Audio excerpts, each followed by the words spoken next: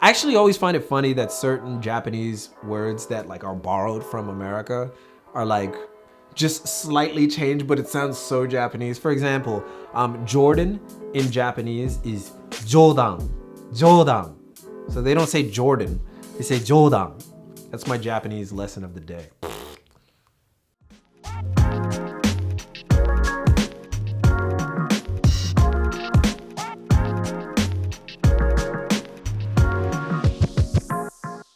Resale has become huge.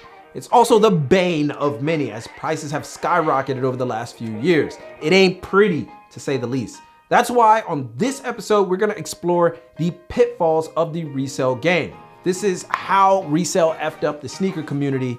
I'm your boy Reggie Casual. That's next. Let's get it. The sneaker resale market is purportedly worth $2 billion with an estimated value of $6 billion by 2025, which means we have barely scratched the surface of how deep this well goes. With sneaks like Jordans and Yeezys becoming household staple brands, it's understandable that even the less than savvy sneakerhead has become privy to the game. And the effects of these fringe opportunists has reverberated around the entire sneaker community. The resale market has become so huge that apps and marketplaces online were made to cater to the growing demand. See StockX, GOAT, and Grail. And the rarest of rare sneakers have become the benchmark that all forms of collectors, purists, hypebeasts, and resellers alike have come to covet. And this battle for supremacy over the sneaker community has left a meteor-sized crater of contention amongst these groups. How did we get here? Well, we tend to put the blame on hypebeasts, but honestly, it's the ones who reacted to the hypebeasts, who simply don't give a damn about anything but profit. Enter the reseller. No disrespect. The reseller is a crafty person willing to invest in bots, multiple accounts, and even create teams to procure the most coveted releases in bulk. They then set ridiculous prices to a certain populace ready to sometimes spend ridiculous amounts of cash on sneakers that will almost certainly exit their rotation once they aren't hot anymore, which is the reason why a lot of people hate it. And what was once reserved for collectors is now driven completely by market fluctuations, analysis, and hype. And some OG collectors have simply given up. A sad prospect considering they laid the foundation for this entire game. It isn't about the history anymore, they say. It's just a race to the top of some mountain that never quite has a peak. Many of them have quit collecting or even have sold entire collections just to detach. Meanwhile, the new school has taken the mantle, a new school that is less inclined about the story of certain sneakers and more concerned with flipping, skipping, and drip. And who is leading this charge? Well, you would think, hey, the good old US of A, but China has the US beat by a long shot. Not even sure if I'm gonna say this right, but Poison, which is one of China's biggest sneaker trading platforms, has an annual volume of about $2 billion USD. That's nearly triple that of StockX, the leading platform out west. Even with a slowing economy, the sneaker market in China is exponentially growing at a feverish pace. In fact, the resale market has gotten so cutthroat that companies themselves have had to stave off unsavory situations. For example, in the wake of the death of basketball superstar Kobe Bryant, rest in power, Nike sold out of all Kobe Bryant apparel, sneakers, and memorabilia on its website, just minutes after the news of his passing.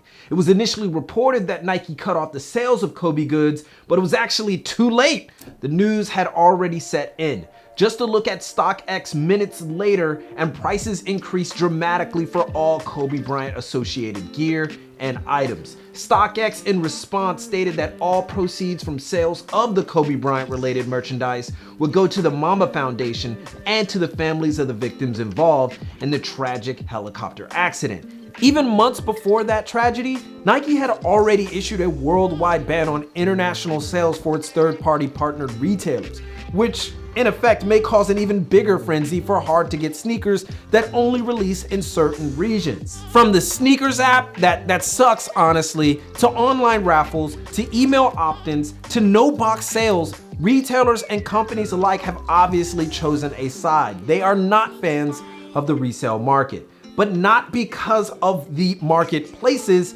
but because of the people involved. But there's little they can do to stop it, and it's causing a major rift in the sneaker community, a wound that seems unable to heal at this point. The sneaker community is fragmented, resulting in the same sneakers receiving top billings, multiple colorways, and very few risks being taken by the big brands. A lack of diverse options and nonsensical and/or unwanted collabs that seem to cater to only one market, the market for resale. Does anyone believe that they'll get a hot drop, let alone a Jordan Dior collaboration? Absolutely not. The biggest running meme in the sneaker community today is, yeah, I'm gonna go ahead and take the L on the sneakers app, dog, when a release happens. Everyone knows it's a losing bet, yet on the off chance they get lucky, fucking tears. Resale is officially breaking hearts and ruining the community that made sneaker collection a thing. And the only solution is for retailers to get their act together and stop with the limited releases, or come up with a genius solution that rewards everyone who comes through on drop day. With companies like StockX being evaluated at $1 billion with its drop-off point, and GOAT not too far behind, and China obliterating the world, sneaker mania isn't going to die anytime soon. It may even get to the point where the community of purists just stop caring and move on, which is already showing signs of happening. So when will it end? Probably when cats just stop buying. But as long as perceived coolness can be bought, that's not happening anytime soon. Sad days ahead for the community, indeed. With that said, what do you think of the state of the sneaker community? Are you a purist or a reseller with a counterpoint, or just a simple fan? Let it be known in the comments. Give a thumbs up if you liked the video. Follow on Instagram for the latest out of Japan and beyond. But most importantly, keep it locked right here for all of your info on international street fashion, business, and culture from Tokyo. It's your boy, and keep it casual. Yoroshiku onegaishimasu. And I'll see you guys in a minute.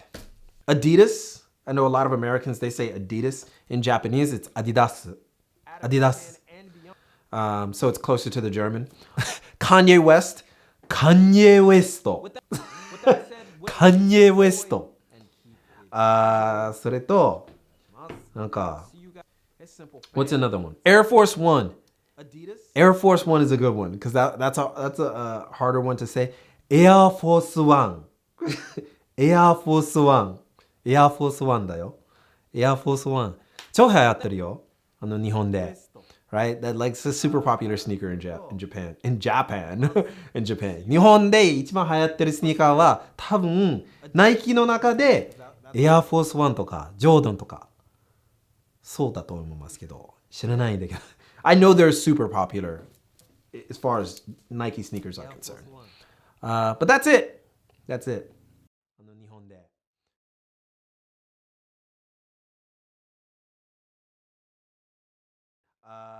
それ